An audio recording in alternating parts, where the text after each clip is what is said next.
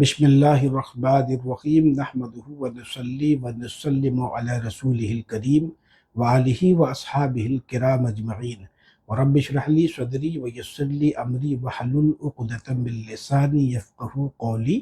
ربی زدنی علما۔ احباب میں سے کسی نے یہ سوال کیا تھا کہ راہ سلوک کیسے اختیار کیا جائے، تو سب سے پہلے یہ جان لے کہ راہ سلوک یہ نہ ابتدا ہے اور نہ ہی انتہا ہے۔ یعنی جب ہم سلوک کہیں گے تو یہ درمیانے راہ ہے۔ انسان سالک نہیں ہو سکتا جب تک کہ وہ اس راہ پہ چلنا نہ شروع کرے۔ تو سلوک کو اختیار کرنے کا طریقہ یہ ہے کہ آپ توبہ اور انابت، سب سے پہلے تو آپ توبہ کریں، سچی توبہ کریں اپنے تمام گناہوں سے، اور توبہ کرنے کے بعد پھر زہد و ورع، اتباع شرع، ذکر و اذکار، اعمال و اشغال اور نسبت شیخ، یہ سب چیزیں جب آپ ان سب پہ عمل پیرا ہوں گے اور پریکٹیکل ان کو اپنے شب و روز کے معمولات میں آپ شامل کریں گے، پھر امراض قلبیہ ہے، امراض روحیہ ہے، جیسے قلبی امراض حسد، بغض، کینہ، کہنا چاہیے طمع، حب دنیا، حب جاہ، اور اس طریقے سے شہوت، غضب، ان سب چیزوں کی شناخت کرنا اور اپنے اندر جو ان خامیوں کی پہچان کر کے اس کا علاج و معالجہ کرنا، یا شیخ سے، مرشد سے ان تمام امراض باطنیہ کا علاج کروانا۔ اس لیے شیخ کے ہاتھ پر ہاتھ دینا ضروری ہوتا ہے کہ اکثر جو مقاعد شیاطین اور نفس کے جتنے مقاعد ہیں اور ان دونوں کی جو مکاریاں ہیں، اس کے سمجھنے سے ایک عام سالک، ایک سادہ بندہ وہ قاصر رہتا ہے، اور شیطان اور نفس اس کو اس راستے پر بہت زیادہ بھٹکانے، گمراہ کرنے کی کوشش کرتے رہتے ہیں۔ لہٰذا راہ سلوک طے کرنے والوں کو یہ چاہیے کہ وہ سب سے پہلے کسی شیخ کامل سے اپنی نسبت جو ہے وہ استوار کرے، کسی شیخ کامل کی نسبت حاصل کرے، ان کے ہاتھ پر بیعت کرے، اور اس کے بعد جو ان کے سلسلے کے اذکار ہو، اوراد ہو، اور وہاں جو تزکیہ نفس کا، تصفیہ قلب کا، تجلیہ روح کا جو طریقہ ہو، اس پر عمل پیرا ہو، اور اس سلسلے کے جو مشائخ کرام ہیں ان کے حالات زندگی، یہاں تک کہ اوپر جاتے جاتے اہل بیت اطہار، اور یہاں تک کہ امام الاولیاء حضرت علی کرم اللہ تعالیٰ وجہ الکریم کی سیرت طیبہ، پھر آقائے دو جہاں سرور کائنات احمد مجتبیٰ محمد مصطفیٰ صلی اللہ تعالی وسلم کی سیرت طیبہ کا بغور مطالعہ کرے، اور ان میں جو عملی ان سیرتوں میں، یعنی کہ اس کے مشائخ کرام جو اس سلسلے میں ہیں، اور آقائے دو جہاں سرور کائنات صلی اللہ تعالی وسلم تک جو عملی سیرت ہے، ان میں سے اخذ کرے، اور زیادہ سے زیادہ ان سب پاک سیرتوں پہ عمل پیرا ہونے کی کوشش کرے، تو بس یہ سلوک کی ابتدا ہے۔ اور پھر یہ تو کہنا چاہیے، میں نہیں سمجھتا کہ میرے یہ بتا دینے سے جیسے سلوک کے راہ کو کیسے اختیار کیا جائے، تو یہ ایک جیسے کہنا چاہیے کہ ہم نے مکمل طور پہ یہ بات بتا دی، نہیں، بلکہ اس عنوان کا ایک ذرہ بھی وہ ہم نے آپ کو شاید نہیں بتایا، لیکن جو مبتدی ہے اور جس کو راہ سلوک میں قدم رکھنا ہے،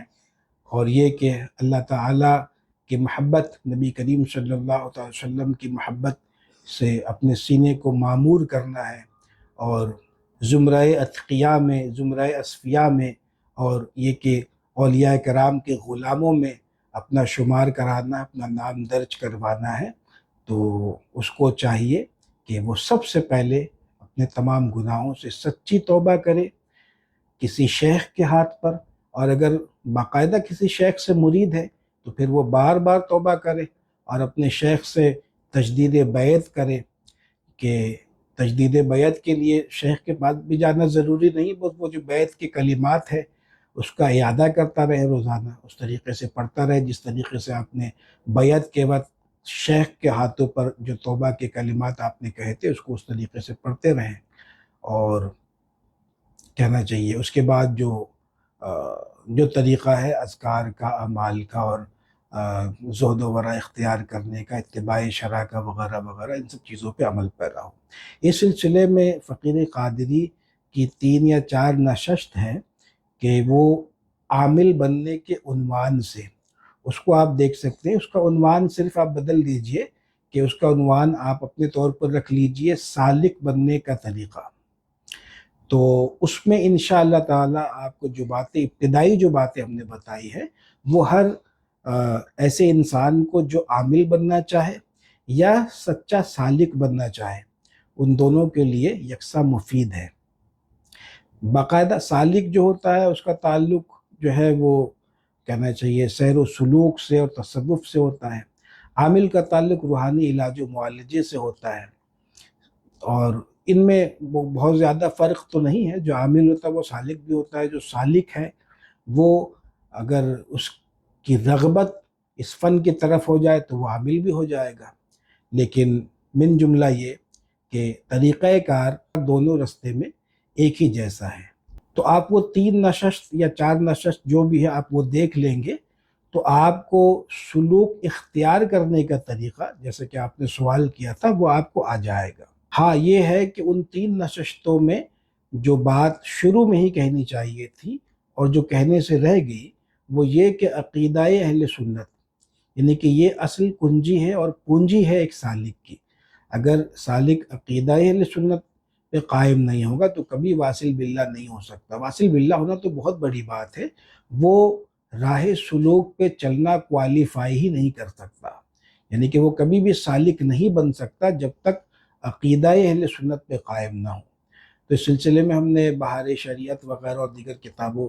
کے نام بھی وہاں پہ بتائے۔ پھر یہ کہ علماء اہل سنت سے آپ رابطہ کر کے اور ان کی خدمت میں جا کر کے آپ عقیدہ جو اہل سنت کا ہے اس کو آپ سیکھ سکتے ہیں، اور کتابوں کے مطالعے سے، جو اہل سنت کی معتبر کتابیں ان کے مطالعے سے بھی آپ